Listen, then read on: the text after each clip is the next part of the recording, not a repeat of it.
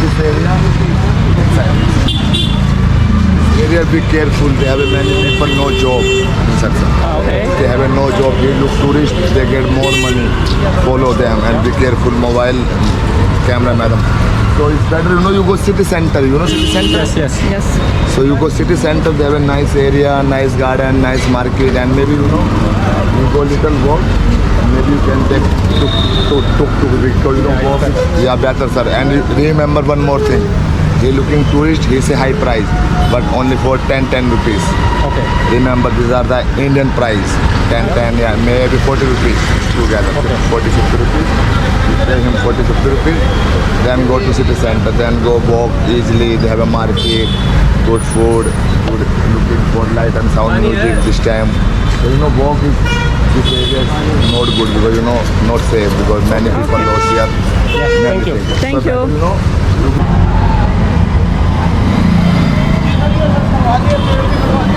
that,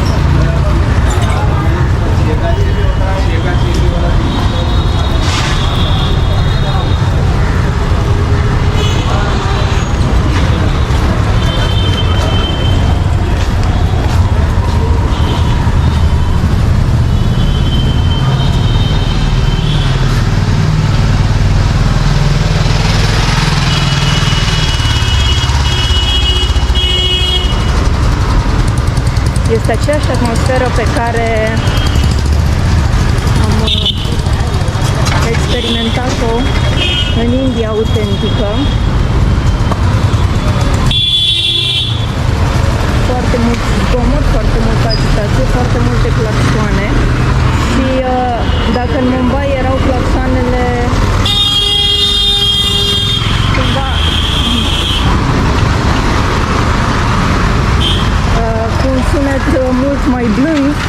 acestea sunt foarte ascuțite și foarte deranjante și la un moment dat, din cauza traficului și prafului, resimți că ți se usucă gâtul și resimți oarecare usturire. Încercăm să ne plimbăm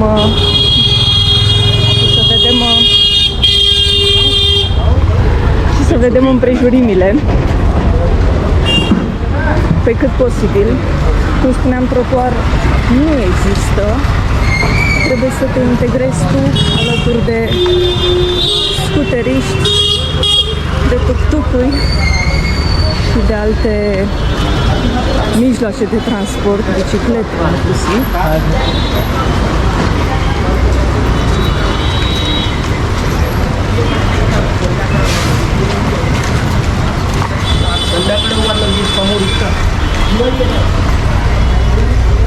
O să ne plimbăm cât vom rezista, pentru că ne dorim să explorăm cât mai mult, dar aici totul trebuie să fie cumva limitat, pentru că la un moment dat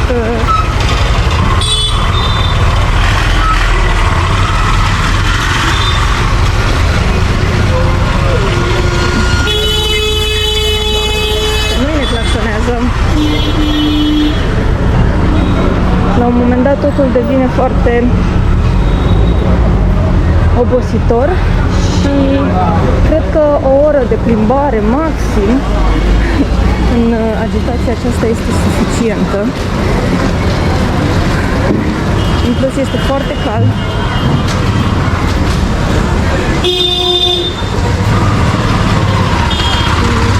Umiditatea este foarte crescută, care simțim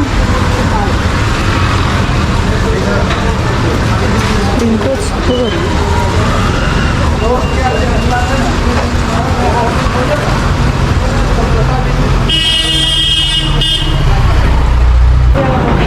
Din păcate este o zonă cu foarte mulți cerșetori. Era de așteptat. Toți ne întreabă dacă vrem tuk-tuk, însă aseară erau mult mai insistenți. Acum cred că ne-au întrebat doar 2 domni de când am plecat de la hotel dacă vrem tuk-tuk. Așa că trebuie să ne simțim privilegiați din punctul ăsta de vedere.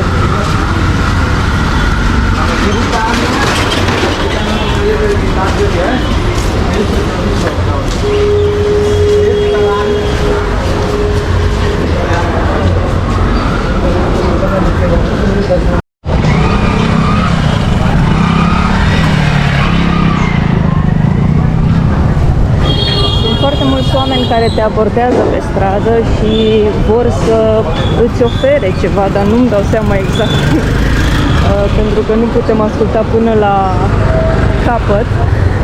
Unul dintre ei ne spunea că pentru filmare unul dintre cele mai frumoase locuri de aici este downtown, în centrul orașului. Acum se află un eveniment, un festival unde se dansează și se petrece, însă noi nu avem timp să mergem în direcția aceea, pentru că în curând va trebui să ne retragem ușor pe hotel și să ne luăm bagajele, pentru că ne vom îndrepta spre aeroport.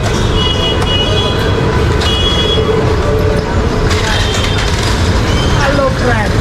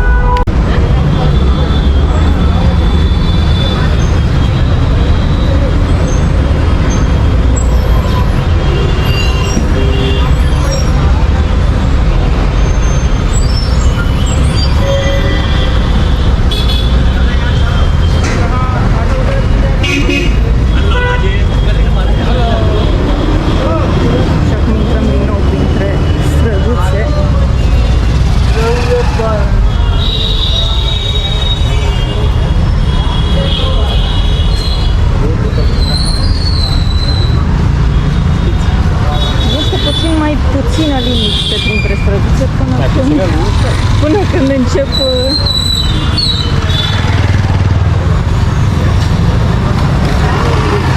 oamenii să fie nervoși în trafic.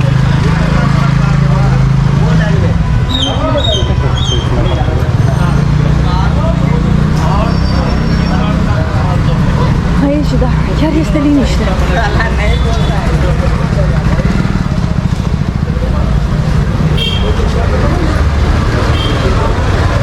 Este o zonă într-adevăr foarte interesantă aceasta, cu totul diferită față de New Delhi. Este într-adevăr India autentică.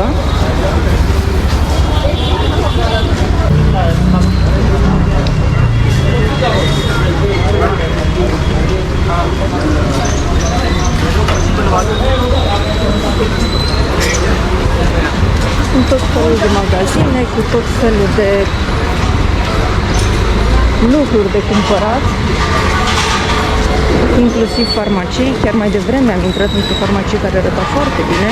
Mi-a adus un pic aminte de București și m-am transpus pentru puțin timp în București.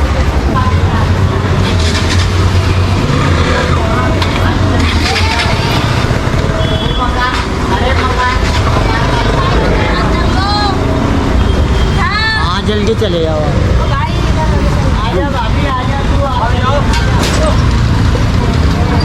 Și într-adevăr trebuie să fii pregătit cu multă răbdare.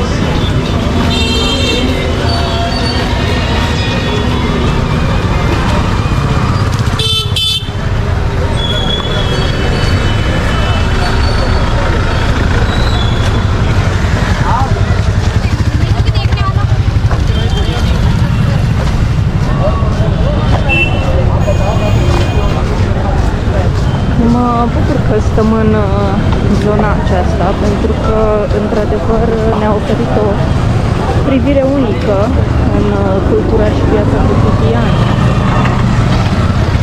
Delhi. Și că, da, este o destinație obligatorie pentru cei care vizitează capitala Indiei, mai presus de zona de centru cu India Gate și celelalte obiective. Până la urmă, asta îți doresc să vezi atunci când vii în India.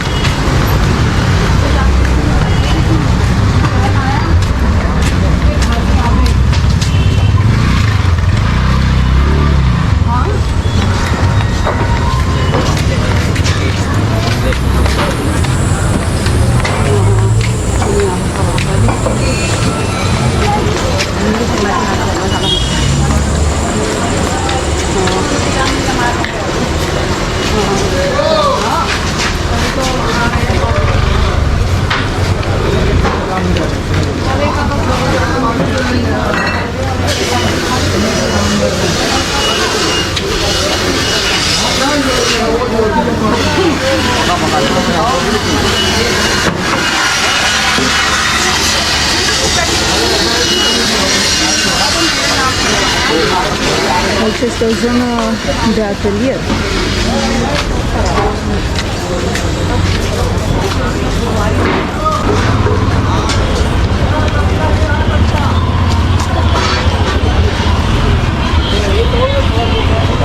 Din nou o vitrină cu alimente, semi-preparate, legume. Din nou un atelier, oamenii lucrează, pregătesc livrările, cel mai probabil. Aici o străduță îngustă, autentică.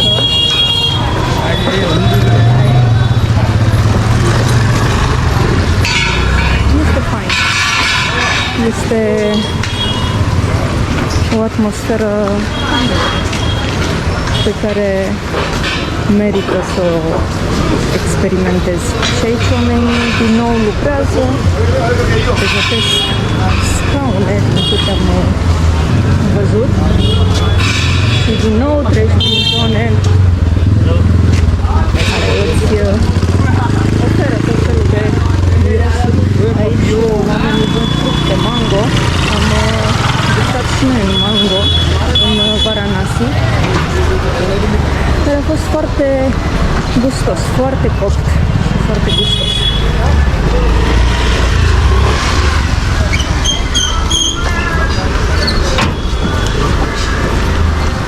Foarte multe scaune de birou, am văzut cum le pregătesc oamenii, le ansamblează.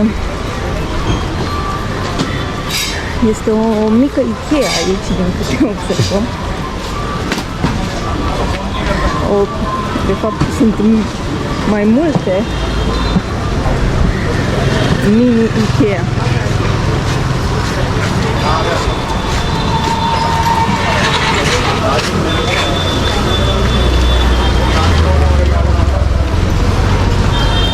Și printre toate mașinile acestea și tuk-tukurile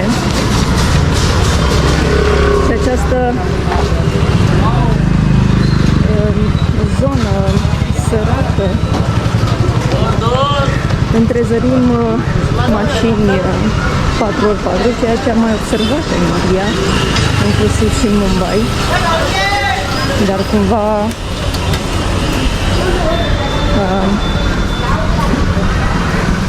este ușor de înțeles atunci când ești în orașe mari, cum este Mumbai sau New Delhi, dar interesant a fost când am văzut astfel de mașini 4x4 premium inserate între tuk-tukurile și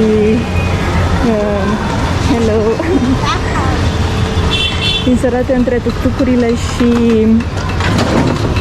bicicletele și alte forme de transport rudimentare în Varanasi.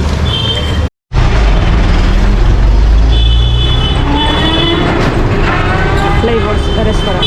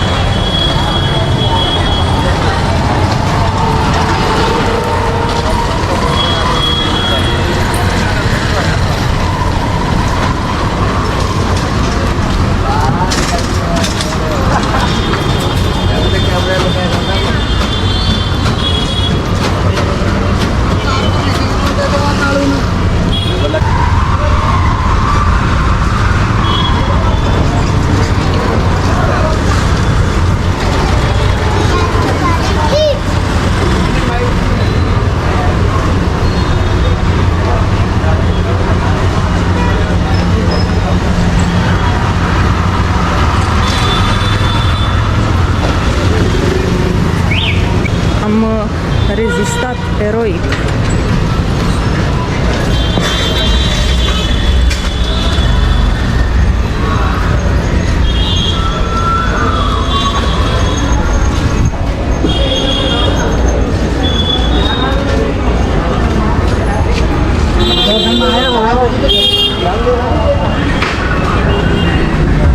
Am găsit o cafenea care arată destul de bine pentru tot ceea ce ne înconjoară. Ne-am luat un cappuccino, un espresso, un Sprite pe care îl vom servi cu paiul și o tartă de mere. Și cam aici se încheie aventura noastră în New Delhi și implicit în India. Urmează să mergem spre aeroport, iar apoi să ne îndreptăm spre noua destinație. Așa că vom reveni cu impresiile cuprinzătoare și complexe despre India. Pentru că avem câteva lucruri de povestit.